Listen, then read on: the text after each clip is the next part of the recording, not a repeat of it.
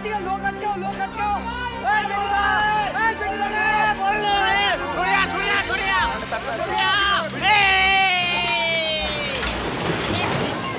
এই মুহূর্তে বহরমপুর থেকে খবর আসছে।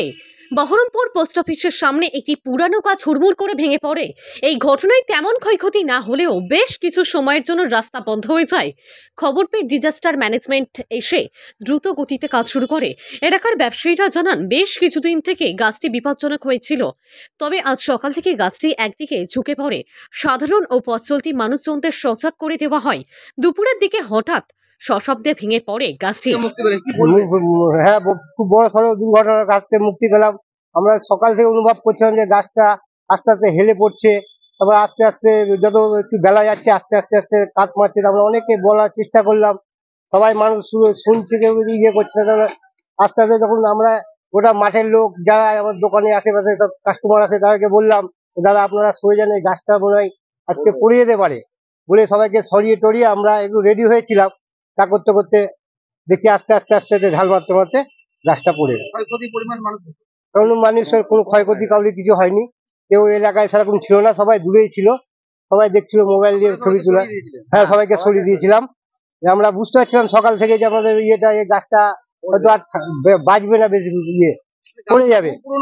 পুরোনো গাছ, বসু পুরোনো গাছ। কিন্তু আমরা আজকে সকাল থেকে দেখছিলাম যে অনেকটা রাস্তা উঠে গেছে, মানে ইয়ে থেকে, মানে মাটি থেকে অনেক রাস্তা উঠে গেছে। তারপর মিউনিসিপালিটি যে গ্রিল করা আছে, গ্রিলের ইয়েগুলো সব পাঁচিলগুলো ভেঙে গেছে। সকাল থেকে আমরা 4-5টা দোকানদার মানে অনুভব করছিলাম যে আমরা বলা বলি আলোচনা করতে করতে যে আমি দোকান টোকান বন্ধ করে, হ্যাঁ এই আমার দোকান আছে, এটা আমার দোকান টোকান বন্ধ করে যে কাস্টমার ছিল, লোকজন ছিল, সবাইকে বললাম দাদা এখানে থেকেন না, এখানে গাছটা মনে হয় পড়ে যাবে। এই অনুভব করতে করতে গাছটা দেখছি আস্তে আস্তে পড়ে গেল। আমার নাম বেনু ঘোষ। বর্তমানে ঘটনাস্থল থেকে খবর আসছে, যানজট মুক্ত করে রাস্তাটি স্বাভাবিক পর্যায়ে আসে, অর্থাৎ চলাচল করার জন্য রাস্তাটি খুলে দেওয়া হয়। মুক্তি ভালোই মুক্তি পেলাম।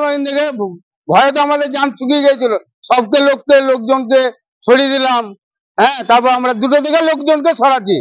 বেলা 2টো থেকে আমরা জানি গাছটা পড়বে আজকেই, যখন এখন হোক আর যখনই হোক পড়বে এই গাছটা। হ্যাঁ, এই তো মিনিট 2-3 মিনিট হলো গাছটা পড়া। হ্যাঁ, গাছটা পড়বে। হ্যাঁ, না কাউকে খবর দেওয়া হয়নি, কিন্তু কাকে খবর দেবো আমরা তো জানি না, কাকে খবর দিতে হবে, কোন দপ্তরে খবর দিতে হবে আমরা কিছুই জানি না। আমরা লোকজনকে যারা আড্ডা মারে বসে থাকে, আজ যাওয়া আসা করে সবকে সরিয়ে দিলাম।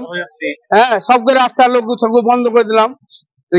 গ্রিল যখন এতটা উঠে গেছে রাস্তা থেকে, তখন আস্তে আস্তে কটকট কটকট কটকট করতে করতে আপনি গাছটা পড়ে গেল। না না না, কোনো কিচ্ছু নাই, ঝড় বৃষ্টি কোনো কিচ্ছু নাই, একদম হালকা উপরে গাছটা পড়ে গেল। কি মনে করছেন গাছটা পড়ে যাওয়ার কারণ কি হতে পারে? শিকড়ের লেগে হয়তো শিকড়তে কোনো কিছু সব পচে গেছে, শিকড় জলে সব শিকড় পচে গেছে, ওর লেগে উল্টালো।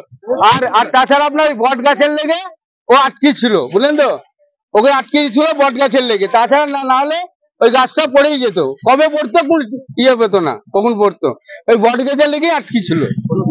না, কাউরে ক্ষতি হয়নি, কাউরে কোনো কিছু হয়নি।